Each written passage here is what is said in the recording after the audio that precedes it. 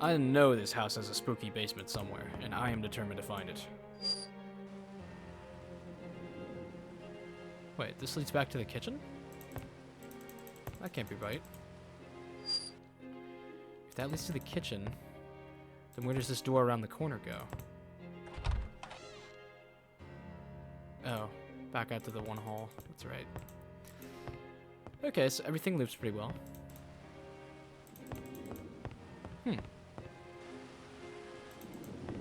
Can I get a dinner time cutscene, boss? Not quite. A place for everything and everything in its place. It's a rather ostentatious painting. All paintings are ostentatious to you, aren't they, Chief? There's some people we haven't met yet. Like, where did that guy with the fast car go? Hey, we've met in this room before. What is this place? Really nice bathroom. Let's just have a look in here first. Brass, by the look of them. Yes, quite. Tile brass. and marble. Quite expensive from the look of it. Yes, from the look of it, I dare say.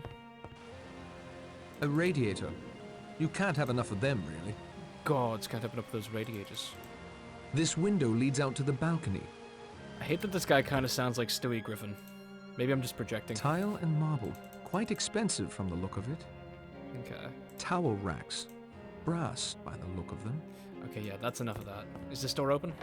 It's locked fast. Yeah, it probably connects to an adjoining room. It cracks me up how this guy just, like, sprints everywhere if you double-click. This clock is stopped. A dead clock.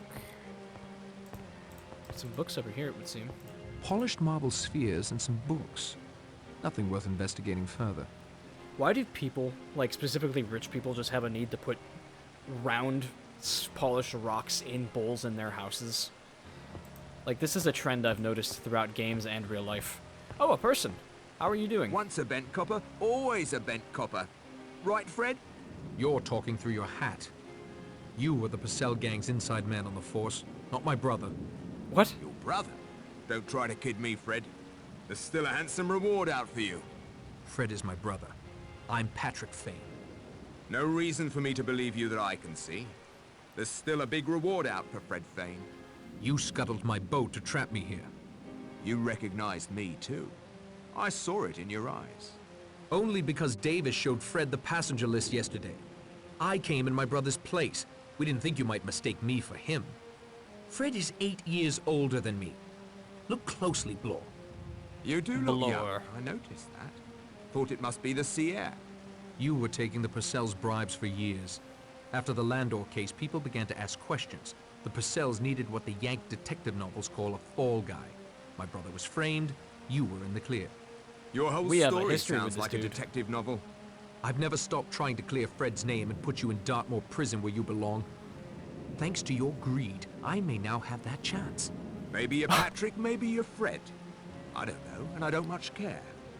You're either a criminal, or you've been harboring one all these years. I wonder what my fellow guests will think of that. Go on, Mr. Narracott. Hop it. I need to prepare for dinner. That sounds Dinner like time? a dinner bell. Okay, it's dinner time. Mr. Narracott, I want a second to talk about that. That was very big, what just happened. presence at dinner. I would be most happy to deliver you a sandwich later this evening, if that will do. That will You be fine, bitch. Rogers. Thank you. No, give me food. Feed me now. If you will excuse me, I must get to serving. By all means. Well, I gotta hear this record, though. I can hear them all in the dining room chattering. I can't quite make out what they're saying. This might be a good time to explore the house more thoroughly. Oh, is that how we're gonna do it? Okie dokie then. I guess it's time to get real snoopy. So real quick though, that way that conversation went with that guy, it sounds like he's involved in some criminal syndicate, and it sounds like we or our brother was a police officer. Or maybe we were a police officer and his dad, or our brother, was in his gang, like undercover, and they made him the fall guy. I don't know. There was a lot to take in right there. A lot just happened. These are very expensive linens. I bet they're very strong. Oh, he took some. Fine silk sheets. I see nothing remarkable. Nothing remarkable. Regardez, mademoiselle. Wait, Poirot's not here. I thought Poirot was in all these games. That just dawned on me. Maybe he'll show up out of nowhere. Who knows? Hercule Poirot is the mysterious guest of honor at this dinner party. Okay, let's get back here.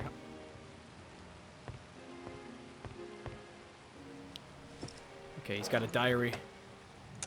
Blore's notebook. I transcribed the pertinent passages in my notebook. Okay, yeah, put that shit back then. Or just keep it, because fuck Blore. Okay. Blore's notebook. Looks like he wrote a little bit about everybody here. He wrote the names of the people who are in attendance. Flourishing practice in Harley Street. Rumor of some misstep early in his career. But now highly regarded by colleagues and patients. Very well to do. Unlikely jewel thief. Emily Brent, spinster with enough private means to keep her comfortable. Makes frequent pilgrimages to various watering holes. Stays in moderate accommodations. Some scandal attached to one of her former serving girls. But the old lady is clean. Long shot to be a jewel thief. He's written little synopsises of everybody on this train. Very Claythorne, a former governess until a charge died in her care. Was unsuccessful trying to find teaching position. Hired as Mrs. Owen's secretary. Hard up enough she might have sticky fingers around her employer's possessions. Bears watching. Philip Lombard, a checkered army career. Something of a mercenary. Enjoys living higher than he can afford. Probably wouldn't hesitate at a bit of larceny if it presented the opportunity. General John Mackenzie, long retired, distinguished army record, but some rumors concerning his wife and a young officer who later died in action in the Great War. Wife also deceased. Not my first choice for a thief, though you never can tell when the old one's minds start to go. What is all this business about finding a thief? Is this The Hobbit? Anthony Marson, rich brat, old family, youngest son, though so no title or estates in his future. Playboy, right-wing politics, never see him in the trenches if it comes to war with Germany again. I might steal on a bet, I suppose. Justin Lawrence Wargrave, distinguished jurist, ruled his court like a private fiefdom, respected but not liked by colleagues, sent more than a few villains to the gallows. Not a man to get on the wrong side of. If he's a jewel thief, I'll eat my hat. Thomas and Ethel Rogers. Former employer died. Inquest was a bit rough on them, but their inheritance wasn't much so. Charges brought. Most likely suspect if jewels go missing. New servants, big temptation, particularly if their expectations were higher before this other employer died.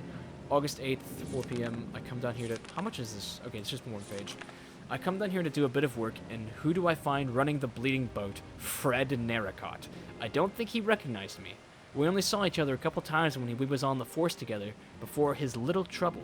Still with a warrant for his arrest, and that tidy reward, too. I'll have to trap him here on the island where I can, and keep an eye on him. He may even be an accomplice in the planned theft. They won't be getting away with any jewels while I'm on the job. First things first, I need to put that boat out of commission before he finishes bringing up the bags. Okay, so that clears things up a little bit. It sounds like we are not Fred Narracott. Fred Narracott is our brother, who Blore mistook us for. We are his younger brother, Patrick Narracott. And our brother got into some trouble with the law. Sounds like he was an officer with Blore, and they were probably crooked cops. And from there, the situation deteriorated. And so he went into his own hands and tried to keep us on this island so we could be arrested. How about that? It would certainly be noticed if I rifled through his luggage. I better not. Okay, so do we know whose room this is that we're in? Oh, it's the doctor's room, isn't it? Nothing out of order in here. I'd best not take anything, though. I'm sure he would notice. Okay, so we'll keep out of here for now, because I'm pretty sure we already did his room. What else can we go poking around in? Oh, there's the adjoining bathrooms. Okay, this is the back hall. Have I been here? No, I haven't been here. There's items I can pick up. Pouch of tobacco. Not sure what we're going to use that for, but we have it now. I don't think going through that would help. Either he's innocent, in which case I'd be grossly invading his privacy, or he's guilty, and surely wouldn't be daft enough to leave any evidence in his luggage. Who are we talking about? Is this the old man? And also, what crime are we talking about? I don't think a crime has been committed yet in Ericott. It's a marble sculpture of an elephant. There's an old tobacco pipe over here. Oh, no, it's just the bowl section of a pipe. I see nothing remarkable. Okay, can we look at this? Nothing else to see about that. Okay. What's on his nightstand? Another letter. Wargrave's letter of invitation. That is such a foreboding name, Wargrave. And I believe that this is... I copied the contents into my notebook. I'm pretty sure Wargrave is the old demented man. Dearest Lawrence, it is... Oh my god, his name is Lawrence Wargrave. That's the most badass name I've ever heard. Wow. Dearest Lawrence, it has been such years since I heard anything of you. I'm back in England and have just purchased a marvelously odd, thoroughly modern home on Shipwreck Island off South Devon. You must come for the weekend. It's an enchanting place and we have so much to catch up on. The old days, communing with nature, although of course that has always been more in my line. Get out of that stuffy flat and come bask in the sunshine with me and a few other amusing guests the weekend of August 8th. You take the 12:40 from Paddington, change at Plymouth for Oakbridge, a car will meet you there. I won't take no for an answer. Yours ever, Constance Colmington. Who is Constance Colmington? Is that someone at this party? I don't think it is. I'm confused about who that person is. I don't think going through that would help. Either he's innocent, yeah. in which case I'd be grossly invading his privacy, or he's guilty, and surely wouldn't be daft enough to leave any evidence in his luggage. Okay. We still don't know what's going on down at that dinner party. I want to know what's they're playing on that gramophone. Of course, it's guests only. I'm just a stowaway. Okay, looks like we have another invitation letter over here. What's this one say? Oh, it's a coded message. Let me examine this further. Yeah, let's do that. Eastern Alliance Telegram. Bernstorff. German Embassy. Okay, this is interesting. This could use a closer look. Let me take another close look at this. There's a stamp down here that says inspected, and there are 3 different strands of numbers that have been circled. Each one's 4 digits, and they are all seemingly random. Okay, this is probably gonna be a fun puzzle later, but we don't have a cipher yet to break that. I'm looking forward to doing some classic decoding. What's over here? Nothing else to see about that. Lion. Something in the drawer. Code-breaking cipher. There we go. This bears a closer look. Okay. King James Song of Solomon III. Okay. Well, I wouldn't have thought that was the cipher breaker if it wasn't for the game telling me that. Let me examine this further. Wow. King James, it's probably referring to the King James Bible, I'd imagine. And Song of Solomon is probably some page in there. It's probably in Psalms, I'd imagine. So we'll find a Bible, we'll crack open the Book of Psalms, and we'll see what we can figure out, because that might be able to help us decode that. Then we have Marston's Telegram of Invitation. Okay, Marston is the jackass. I copied the contents into my notebook. Yeah, Marston's the guy who was street racing when we first showed up. So, what does it say? Tony, get out your dinner jacket and polish your shoes. I've nosed out an invitation for us for the August 8th weekend. The Owens. You don't know them. New money, I'm afraid. Oh, the nouveau riche, I see. But they do well in drinks and dinner, and there are usually a few sweet young things about to spice up the scenery. You can try out that new motor of yours and on the winding lanes of Devon. I'm gonna start saying Devon. It feels weird calling this town Devon. I'll be along later. If you don't pile it up again, get thee to Sticklehaven. Just head south till you hit water. Boat will be waiting. Your never humble servant, Badger Berkeley. God, I wish I had a servant named Badger Berkeley. That's such a good name.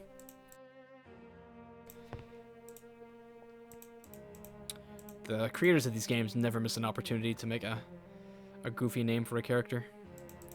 Or maybe Agatha Christie did. I'm not sure who named who. Okay. Just more ostentatious paintings on the walls. Whose room is this connected to through the bathroom? I see nothing remarkable.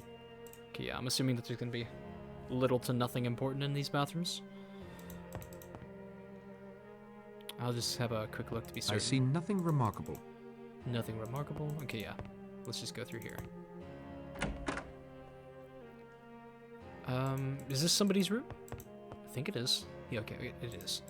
Looks like we have another letter of invitation. Mackenzie's letter of invitation. Is Mackenzie the one who's Daphne? Into my notebook. I think she is, but I don't know for sure. My dear General Mackenzie. No, General Mackenzie? Is this the old man? I think it might be. I'm giving a little house party here on Shipwreck Island the 8th of August. A couple of your old cronies are coming. Spoof Leggard and Johnny Dyer. Well, its kind of name is Spoof Leggard. They suggested I invite you as well. They mentioned they would love to have a talk with you about your days together during the Great War. Something about finally clearing the air, owing you an apology, none of my business. Okay, so he's a veteran of World War I. That's who the old man is. They especially wanted me to add that last bit. Beyond that, the weather is lovely this time of year. I'm sure I can promise you a relaxing and entertaining weekend. By the by, if you've heard rumors, they're true. The island was used by the Admiralty before we bought it. All very hush-hush. Spoof and Johnny may know more. Take the train to Oakbridge. A car will meet you there. Very truly yours, U.N. Owen. Okay, so this place was used by the military? I think that's what he means by Admiralty. Interesting. And here's the painting he was looking at. So yes, this is the old man's It room. appears to be a portrait of the general. Must be quite old. He's standing with a very young woman. It's signed, to John, my husband, Leslie. Oh. Look at that crazy flapper lamp. That's crazy. Look at that thing. Okay. It's a rather bland landscape. Oh, so now we got a bland landscape on top of the ostentatious paintings. I see how it is. Okay, what does this room connect to? Oh, it just goes out the hallway? Okay. And then this is the room of the guy with the pistol, isn't it? It would be incredibly improper for me to go through a lady's luggage. I won't do it. Okay, so I was wrong. This is a woman's room. The guy with the pistol must be somewhere else. This must be Daphne's room. Let's see what her name is, because here's her invitation letter. Brent I copied is the her contents name. into my notebook. Okay, so Brent's letter of invitation. Here we are. Dear Miss Brent, I do hope you remember me. We were together at Belhaven Guest House in August some years ago, and we seem to have so much in common. I am starting a guest house of my own on an island off the coast of Devon. I think there is really an opening for a place where there is a good plain cooking and a nice old-fashioned type of person. None of this nudity and gramophones half the night. I shall be very glad if you could see your way to spending your summer holiday on Shipwreck Island quite free as my guest. Would early in August suit you? Perhaps the 8th. Yours sincerely, U.N. Owen. That's interesting. This letter was written to this woman in a much more courteous tone than the other ones. He asks, "Oh, would this time in August be good? Perhaps the 8th." And he talks about how he's a gentleman and none of this nudity and gramophones. I think that UN may fancy this girl. That is my deduction. Okay, she has sung on her nightstand. King James Bible. I see have a look nothing at this. remarkable. Sure you do. Open the Book of Psalms, man. Do I have to combine I it with can't Cypher? take that apart. They don't get along. Okay, so those two don't go together. Oh well. I will maintain something important is going on with that Bible. The Bible has to be the key to the cipher. What else is in this room? This is quite a makeup supply. Emily must be more concerned with aging than she lets on. Okay, maybe she just likes playing with makeup. It doesn't mean she's like trying to cover up that she's aging or something. Jane Penvelin would have that much makeup. Ooh, balcony. Oh, this place is cool. I don't like postmodern architecture, but it's in an age where it was actually new. So it's kind of cool to see this funky mansion. Okay, so we went through the balcony to get into another room. I'm assuming that the door was locked, so that's how we're supposed to get in. This is the room with the man with the pistol. I'd almost swear I recognize that chap. Does he have the eyes of a killer? I don't know why you're asking if he has the eyes of a killer, because we don't have any reason to believe there's a murderer anywhere, buddy. Patrick, what's going on? I already can't remember. Are we Patrick or Fred Narracott? Someone will remind me. Wait, what did we just pick up? It's not Vera's letter of invitation? I copied the contents into my notebook. Okay, there it is. It's because I moved these around. Okay, Vera's letter of invitation. Let's have a read. Bro, literally, where is it?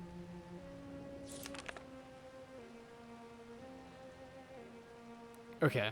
No, this is not Vera's. I don't know who Vera is. I guess it's Miss Vera Claythorne. I have received your name from the Skilled Women's Agency together with the recommendation. I understand they know you personally. I shall be glad to pay you the salary you ask, and shall expect you to take up your duties as my secretary on August 8th. The train is the 12:40 from Paddington, and you will be met at Oakbridge Station. I enclose £5 notes for expenses. Yours truly, Una Nancy Owen. Okay, was that the only letter? I guess so. Okay, I just, it said Vera's letter, but then Vera's letter didn't appear there. I think I recognize this lady. Perhaps she owned the house in the past. Who knows? She may still. Weird. It would be okay. incredibly improper for me to go through a lady's luggage. Okay, I won't do it. so I was wrong again. This is not the room with the That's man an with the pistol. interesting clock. A shame it doesn't seem to work. I was wrong about that. Something beside her nightstand. Clipping from a newspaper. I copied the contents into my notebook. You sure you can't just read it since it's like a piece of a newspaper? Newspaper clipping. I found a newspaper clipping in Vera's bedroom. It reads as follows. August 12th, 1935. Cyril Hamilton, aged 8, has drowned in a swimming accident off the coast near Plymouth. He was being watched over by his governess, Miss Vera Claythorne. Okay, so we heard about this. She was a governess before a child on her watch died, but swam out too far before he could be stopped.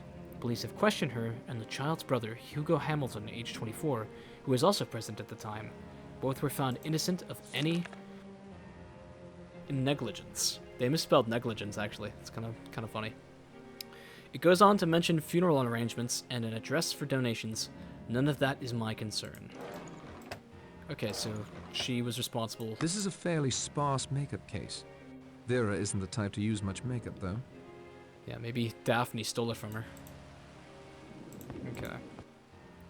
I don't think there's anything else in here. Anything in the drawers? I'd almost swear I recognize that chap. Does he have the eyes of a killer? This dude might be the older brother. I don't know. We'll have to figure out if those two have any connection. The game mentioned them in the same context, so it makes me feel like they probably do. Okay, we found something in the bathroom. Medical alert card. Let me examine this further. To whom it may concern, please be advised that my patient, Miss Emily Caroline Brent, is extremely allergic to insect stings, most particularly bees and wasps. She carries with her a supply of epinephrine. The dosage on the label must be injected immediately should she be stung, and professional medical attention summoned without delay. Dr. Marbury Matisse. I don't know what that name says. Okay, so that's Brent. Brent is the one who's Daphne. So she is severely allergic to bee stings. Various toiletries. Nothing of interest that I can see. That was something really hidden. What was that? Stem to an old pipe. Oh, okay. Can we just throw the pipe together now? I should have thought of that sooner. I mean, it's pretty obvious. Can we combine the pipe with the tobacco now? Those don't work together. Okay, I guess there's no reason to. But hey, we fixed the pipe. And that stem to the pipe was really well hidden. It had fallen behind the counter. I'm just really smart guessing like that. Ethel went through the trouble of supplying most of the rooms with fresh flowers. That's nice of her. Unless it was to mask something. We'll find out. Okay. Who lives in this room?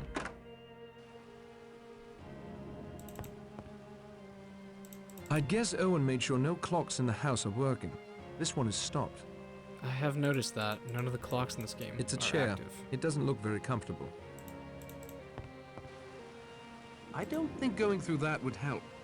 Either he's innocent, in which case I'd be grossly invading his privacy, or he's guilty, and surely wouldn't be daft enough to leave any evidence in his luggage. Okay, I still don't know what crime he's talking about. I think that might be out of sequence dialogue. Okay, whose letter is this? Lombard. I Lombard is copied the the lawyer. contents into my notebook. At least I think he is. Lombard's agreement. Captain Lombard. Let this serve as the formal agreement between us. As I mentioned by telephone, it is understood by my client that you are a resourceful man in a tight place, as you proved several years ago in East Africa, and more than a few times elsewhere in various corners of the world. You may rest assured knowing my client knows your accomplishments very well. I am empowered to pay you the enclosed 100 guineas, in return for which you will travel to Sticklehaven, Devon on August 8th, where a motor launch will convey you to Shipwreck Island. There you will hold yourself at the disposal of my client for not more than 1 week. Sincerely, Archibald Morris, solicitor. Yo, what? Was this Morris guy supposed to be sent to the island, but instead he sent Lombard as a surrogate? That's weird. Does that mean he's not actually a lawyer, and that's just his cover? Because it called him Captain Lombard, A like he was in radiator. the military. You can't have enough of them, really. Yes, a radiator. I know you're very excited about that. Oh, actually, we shouldn't go outside just yet. I get the feeling there might be some more important stuff in here. Cover checks out. So does this It's one. a chair. It doesn't look very comfortable. Okay, maybe I was wrong. Back outside. I can go left and right. Let me see what's this way first. Is this just a wraparound balcony? Oh, look at this. This little patio hawk decks. with a fish in its talons. The bird theme is starting to get to me. I have noticed that. I said that there must be something going on with the birds in this game. And there's a telescope over here on a tripod. Oh, we just fucking took it. I thought we were gonna have a look. Nothing else to see about that. Except for the fact that it's a telescope. Okay, let's go back this way. I think we already went in that room.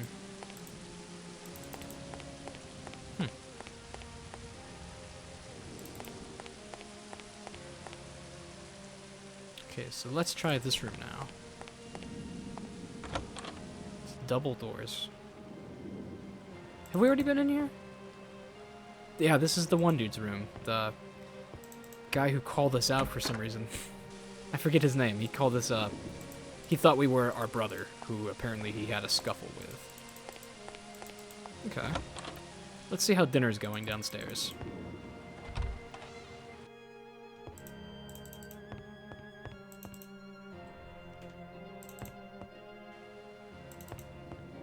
We're probably all wet now. I'll need to wait until the weather lets up a bit. Okay. To the dining room. Oh, we can listen in. Excellent. Aha! With my ear against the door, the conversation becomes quite clear. Wine, Doctor? All No, right. thank you, Rogers. I never touch alcohol, except for sterilizing wounds. Look at his heads. Of course. I His tried to eyes. collect some apples from an orchard on the island, but a bee stung me. I'm afraid I dropped the basket and ran. No need to apologize. I myself am dreadfully allergic to bees, wasps, Yes. hornets. I'm sorry to hear there are bees here. Oh, you must take care. There's all sorts of those bee house things. What do you call it? An apiary. Oh. Oh, I so thought she's that was not a Daphne. mouthpiece. Ethel. Miss Claythorne, we've never met, but I do seem to recall your name. Oh? Yes. From when I stayed at that stuffy old hotel near St. Edmund. Oh, she's You the know. governess. No. No, I don't think so. Really? How extraordinary. I was so shocked. Narracott says he's not Fred Fane, but his brother. It may well be, but he bears watching. Seems like such a nice man. They said the same thing about Stevenson, the child murderer. I confess I've never met our host, Mr. Owen. What kind of a man is he? Rogers? We haven't seen the Owens either, sir. We were only engaged a week ago by letter and asked to make the house ready. So no God, one has actually met the Owens. why would you come to this Extraordinary. party without eating, I, for without one, meeting will the have some host? sharp questions for the Owens when they do arrive. Interesting. Can we listen again? I want to hear that gramophone. Aha! With my ear against the door, the conversation becomes quite clear. Did anyone else see the poem over the fireplace? I 10 didn't. little sailor boys. Yes, I saw it.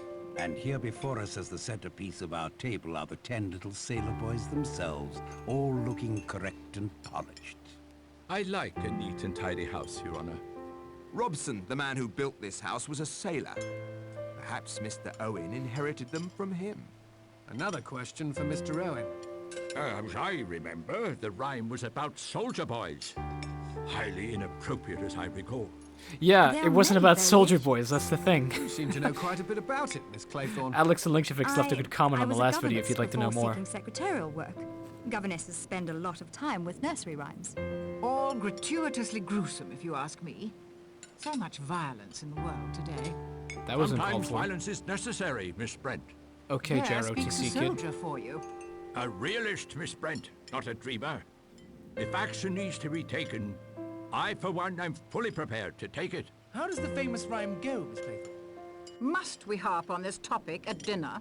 Miss Brent may be right, Mr. Marston. The rhyme is a bit gruesome. It's there over the fireplace in the parlor if you care to have a look later. If you think so. Excellent meal, Rogers. My compliments to both you and your good woman. You've done your employers proud. Thank you, sir, ladies and gentlemen. Most gratifying, I'm sure. After dinner drinks will be served in the front parlor. Oh, dinner's over. The gramophone. It's time for the gramophone. Ladies let's- and gentlemen, silence please. This is your host, UN Owen.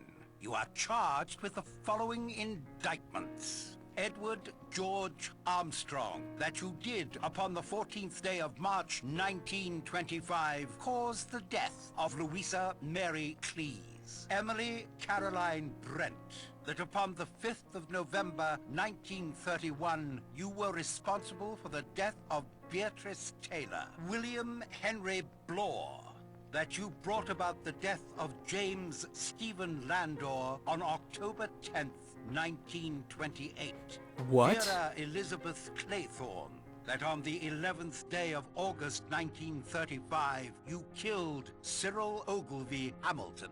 Philip Lombard, that upon a date in February 1932, you were guilty of the death of 21 men, members of an East African tribe. John Gordon Mackenzie, that on the 4th of January 1917, you deliberately sent your wife's lover, Arthur Richmond, to his death. Anthony James Marston, that upon the 14th day of November last, you were guilty of the murder of John and Lucy Combs. Thomas Rogers and Ethel Rogers, that on the 6th of May 1929, you brought about the death of Jennifer Brady. Lawrence John Wargrave, that upon the 10th day of June He's Wargrave. 1934, you were guilty of the murder of Edward Seaton. Prisoners at the bar, have you anything to say in your defense?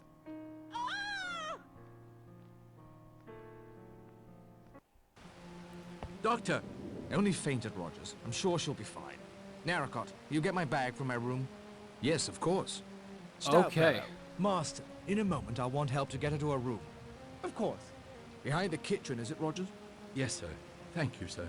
You can use that door. That caught me off guard. So, this... Oh, I can already tell I'm going to have fun with this game. This is the opposite. I thought this was going to be 10 ordinary people summoned to a house, and then people are murdered one by one, but no. These people have all been assembled here because they are all murderers in secret. Wow. Or at least they've been accused to be. And, well, that's 2 games in a row where we're in a room locked with a bunch of murderers. Oh boy, okay. I'm itching to see where this goes, goddamn.